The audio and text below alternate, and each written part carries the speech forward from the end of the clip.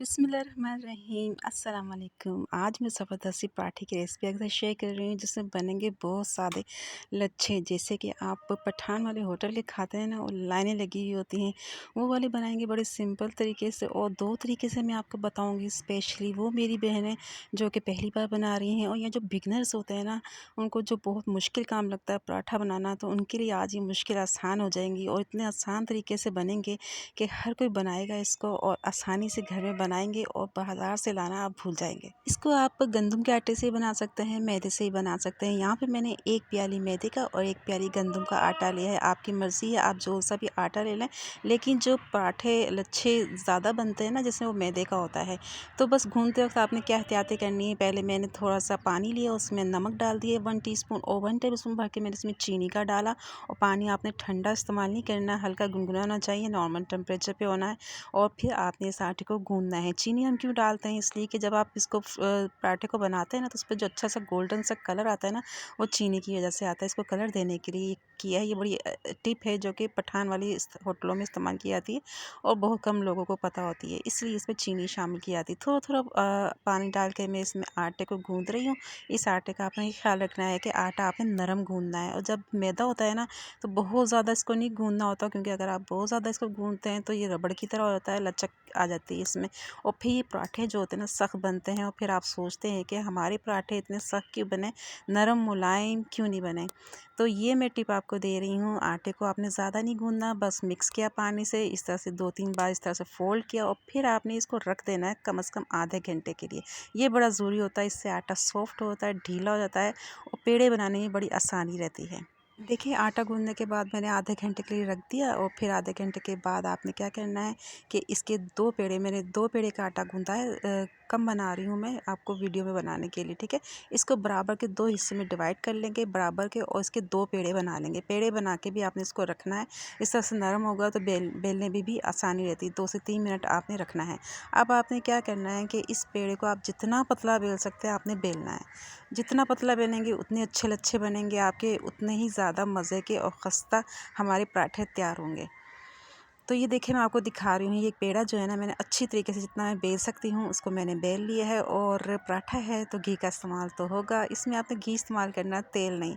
घी लगाएंगे 2 टेबलस्पून भर के मैंने इसके ऊपर, और उसके ऊपर से आप डालेंगे खुशका घी। हम इसलिए लगाते हैं कि जब हम पराठे को पकाते हैं ना लच्छे वाले, तो अंदर तक वो अच्छी तरह से पकते हैं। और ये ड्राई आटा लगाने से क्या होता है कि लेयर्स आप इसमें चिपकती नहीं। अब आपने इस तरीके से फोल्ड करना है। ये देखें, बहुत ही आसान तरीका मैं आपको बता रही हूँ, 2 तरीके से बताऊँगी। पहला ये तरीका बता रही हूँ, उसको आप गौर से देखें, सिंपल सा है, कोई बच्चा भी बना लेगा। इस तरह से आपने फोल्ड करना है, दबाव नहीं देना, हल्के हाथों से। उसके बाद बीच में से, सेंटर में से आपने इस तरीके से बराबर रख के इसको कट कर लेना है। जैसे कि मैं आपको दिखा रही हूँ, किसी भी छुरी की मदद से आपने कोशिश करनी है दोनों तरफ से बराबर हो। और फिर आप इस तरीके से इसको अलग करना है। अब आप चेक करें कितनी लेयर्स नज़र आ रही है, अंदर बनाने की ज़रूरत ही नहीं है आपको लेयर्स। अब आप देखिए आपने क्या करना है, आपने इसको फोल्ड करना है एक हिस्से को, और फिर जो दूसरा है ना, इसको भी इसके ऊपर रख के इस तरीके से फोल्ड कर लेना है। तो आप अंदाज़ा करें इस पर कितनी लेयर्स बन जाएंगी। और देखिए, कोई बच्चा भी आसानी से बना सकता है, बहुत ज़्यादा लेयर्स बनती है इसमें, बहुत ही आसान तरीका है और कोई भी मुश्किल नहीं होती। ये देखिए, हमारा पेड़ा बन गया, और ऊपर ही से आपको कितनी लेयर्स नज़र आ रही होंगी। अब इसको रख देंगे, इसको फ़ौरन नहीं बेलना आपने। ये भी एक टिप है, आटा नरम होता है तो फिर इसको बेलने में भी आसानी रहती है। तब तक हम इसका दूसरा पेड़ा रेडी कर लेते हैं, और उसका भी मैं आपको बताऊंगी कि बिल्कुल डिफरेंट तरीके से कितने ज़्यादा लच्छे बन सकते हैं। अगर आपको ये तरीका मुश्किल लगे तो आप दूसरा इस्तेमाल कर सकते हैं। इसका बेलने का भी तरीका बता दूं, पहले आपने हाथ से इसको अच्छे तरीके से पुश करना है, ज़्यादा नहीं दबाना कि हम इसकी लेयर्स दबा दें, नरम हाथों से बिल्कुल। ये देखिए, साइडों से आपको इसकी सारी लेयर्स नज़र आ रही होंगी। बेलन का ज़्यादा इस्तेमाल नहीं करना, बस इसको, बेलन को मैं फैलाने के लिए इस्तेमाल कर रही हूँ। साइड साइड से थोड़ा सा बेल लिया इसको, जितनी कि हमें पराठे की शेप चाहिए। इस तरीके से आपने बेल लेना है। और पराठा ज़रा थोड़ा मोटा होता है, ये लच्छे वाला जो होता है ना, बिल्कुल पतला सा आपने बेल के इसको पिचका नहीं कर देना, नहीं तो फिर इसकी लेयर्स ख़त्म हो जाएंगी। ये देखिए, मैंने आपको बेल के दिखा दिया है, इसमें देखो आपको लेयर्स नज़र आ रही होंगी। अब मैं आपको दूसरा पेड़ा भी बनाना बताती हूँ कि किस तरीके से आपने बनाना है। दूसरा भी सेम मैंने उसी तरीके से बेला, उसमें घी लगाया, खुशका लगाया, और इसी तरीके से सेंटर से मैंने इसमें कट किया। लेकिन अब हम इसको फोल्ड ज़रा डिफरेंट मेथड के साथ करेंगे। इसको भी देखें, मैंने इस तरीके से सेंटर में से कट कर लिया है, और ये चेक करें आप, इसके अंदर आपको कितनी लेयर्स नज़र आ रही हैं। अब हम क्या करेंगे कि इसको पहले तो मैंने जब मैं पहला पेड़ा बनाया था एक दूसरे के ऊपर रख दिया था, अब हमने इसको एक साथ रख देना इस तरीके से। ये देखें कितना सिंपल और आसान है, ये देखें। और आप देखें कितनी लेयर्स नज़र आ रही हैं इसमें। लेयर्स बनाने की आपको ज़रूरत ही नहीं, खुद ब खुद लेयर्स बन गई हैं इसमें, और ढेरों इसमें लेयर्स हैं। बस आपने इसका जो कोना है ना आखिर में, इसको नीचे करके इस तरीके से दबा देना कि ये खुले नहीं, और फिर इसको भी आपने रेस्ट देना है 5 मिनट के लिए।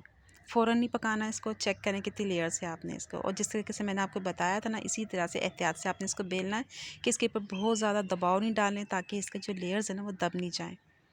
अच्छा, इसको पकाते वक्त टेम्परेचर का बड़ा ख्याल रखना होता है। ये भी एक टिप है कि आपका पराठा जो है हार्ड नहीं हो और इसकी लेयर्स खुलें, तो इसके लिए ज़रूरी होता है कि आपने तवे को किस आंच पे रखा हुआ है। ये मैं आपको बताऊंगी जब पकाते वक्त। इसको पहले आप इसको बेल लें अच्छी तरीके से। इस तरह से बेलना है कि आपने इसके ऊपर दबाव नहीं देना। बस मैं बेलन का इस तरह से इस्तेमाल कर रही हूँ कि इसको मैं पराठे की शेप दे दूँ और छोटा सा एक पराठा बन जाए। ये देखें, आपको इसके अंदर लेयर्स नज़र आ रही होंगी।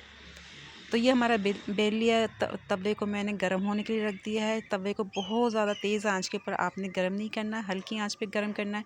अगर आपने तेज़ आंच पे गर्म किया तो पराठा डालते ही हमारे उस पर कलर आ जाएगा, अंदर से कच्चा रह जाएगा और सख्त पराठा बनेगा। हल्की आंच पे तवे को गर्म करना है, उसके ऊपर पराठा डाला।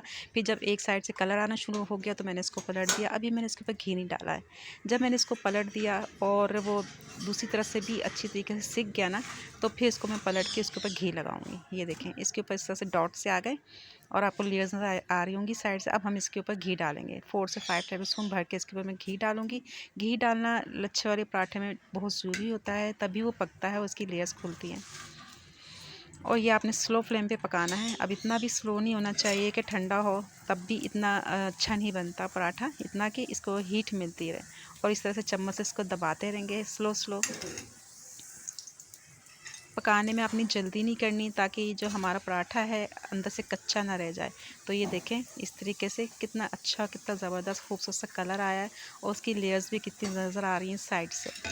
बहुत ही मज़े का पराठा बना है। इस तरीके से आप जब बनाएंगे ना घर में तो बहुत ही ईज़ी से बन जाएगा, और आपको बाहर होटलों में जाने की और दौड़े लगाने की ज़रूरत नहीं पड़ेगी। मज़ेदार से ब्रेड है, सर्दियों में गरम गरम आप घर में बनाएं तो बच्चे भी खुश होकर खाएंगे, और साफ़ सुथरे तरीके से आसानी से आप घर में भी बना सकते हैं। ये देखिए एक पराठा बन के रेडी हो गया। मैंने आपको चेक कराती हूँ उसको, आपको उसको तोड़ के भी दिखाऊंगी इसमें कितनी लेयर्स नज़र आ रही है। कितना खस्ता मज़े का बना है, और गर्मा गर्म इसको चाय के साथ खाएँ तो बहुत ही मज़े का लगता है, या फिर अचार के साथ।